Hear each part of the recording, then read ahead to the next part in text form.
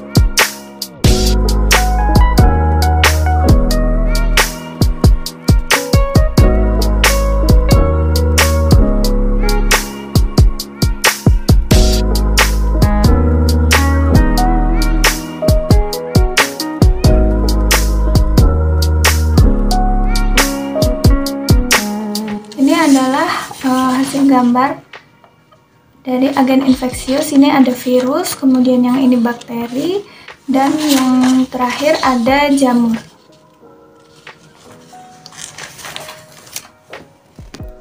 Setelah menggambar, kemudian saya akan menjelaskan mengenai bagian-bagian dan fungsi dari agen infeksius ini.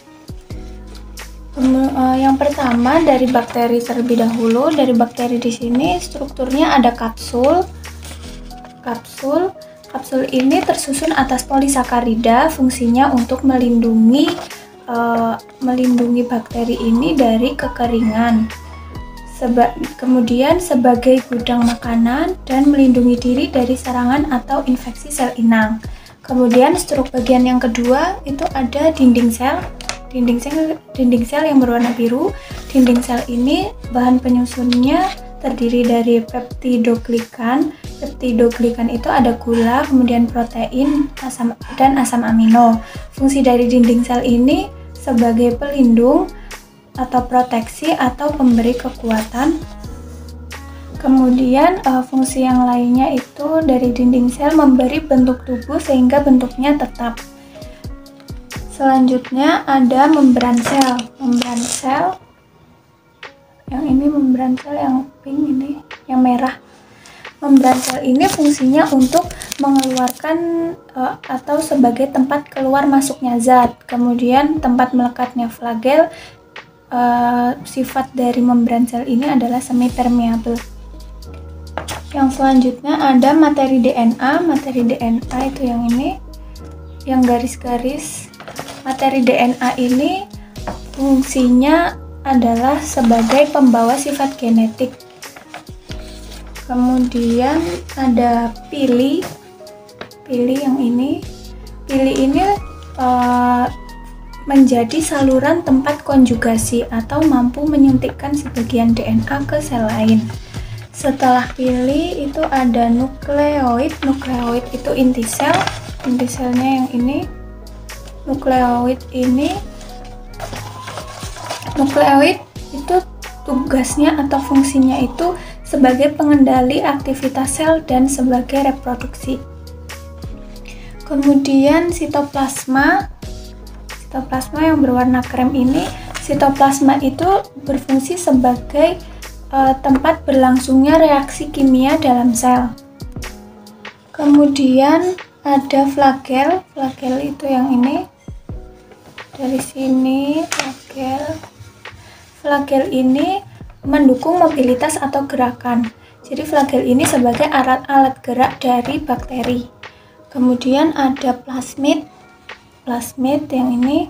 Plasmid ini merupakan DNA non-kromosom yang bentuknya adalah sirkuler. Setelah plasmid itu ada mesosom. Mesosom yang bentuknya seperti hati ini, love. Mesosom ini merupakan lipatan ke dalam dari membran sel, fungsinya sebagai tempat respirasi sel atau penyedia energi.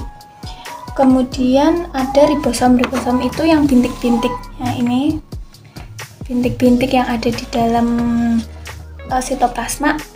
Ribosom ini fungsinya sebagai tempat sintesis protein. Baik, itu tadi adalah struktur dan fungsi dari bakteri.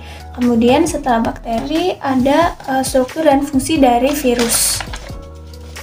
Virus itu gambarnya seperti ini. Struktur dan fungsi dari virus itu yang pertama ada kapsid. Kapsid itu yang ada di bagian kepala. Kapsid itu merupakan lapisan pelindung. Kapsid mempunyai peran penting sebagai pembentuk bagian tubuh virus serta melindungi virus agar tidak terkontaminasi oleh kondisi di lingkungan sekitar virus. Kemudian yang kedua ada DNA. DNA itu yang seperti apa ya ini, garis-garis inilah. Yang di dalamnya ini DNA itu pembawa materi genetik. Setelah DNA ada leher. Leher virus. Leher virus itu sebagai penyangga kepala virus. Kemudian setelah leher virus itu ada selubung ekor. Selubung ekor yang ini, yang ada garis-garisnya ini. Selubung ekor ini menginfeksi DNA virus ke dalam sel hostes, kemudian sebagai tempat penghubung antara kepala virus dengan lempeng dasar. Lempeng dasar itu sama aja kayak papan dasar. Kemudian setelah selubung ekor itu ada papan dasar. Fungsi dari papan dasar itu sebagai tempat melekatnya serabut ekor dan jarum penusuk. Kemudian yang terakhir ada serabut ekor. Serabut ekor itu yang seperti kaki-kakinya ini. Serabut ekor ini fungsinya sebagai penerima rangsangan. Selain itu, fungsi dari serabut ekor itu juga untuk menempel pada sel inang. Jadi itu adalah struktur dan fungsi dari virus. Tadi sudah bakteri, virus, kemudian yang terakhir adalah jamur. Nah, kalau struktur jamur ini yang pertama itu ada kolumela. Kolumela yang ini. Kolumela ini fungsinya menghubungkan antara sporangium dan sporangiofor. Penghubung antara sporangium dan sporangiofor. Kemudian ada rizoid. Rizoid yang di akar ini, rizoid adalah menghubungkan dua kumpulan sporangium. Kemudian setelah rizoid ada stolon. Stolon yang ini. Stolon ini fungsinya untuk menembus substrat untuk menyerap makanan. Menembus substrat untuk menyerap makanan, fungsi stolon. Kemudian setelah stolon itu ada sporangiofor. Sporangiofor ini untuk mendukung dan membentuk sporangium. Kemudian setelah sporangiofor ada sporangium. Sporangium ini adalah kotak spora yang di dalamnya itu isinya ada banyak spora. Kemudian setelah sporangium di sini ada hifa. Hifa ini fungsinya menyerap nutrien atau nutrisi dari lingkungan serta membentuk struktur untuk reproduksi. Kemudian di sini ada spora. Spora itu fungsinya adalah sebagai alat perkembangbiakan dalam proses regenerasi. Dan struktur dari jamur yang terakhir itu adalah tabung kecambah. Jadi ini adalah gambar dari jamur dan bagian-bagian dari jamur. Sekian video dari saya mengenai praktikum menggambar, mewarnai, dan menjelaskan bagian-bagian atau struktur dari agen infeksius dan fungsinya. Mohon maaf apabila ada kesalahan dan kekurangan. Terima kasih. Assalamualaikum warahmatullahi wabarakatuh.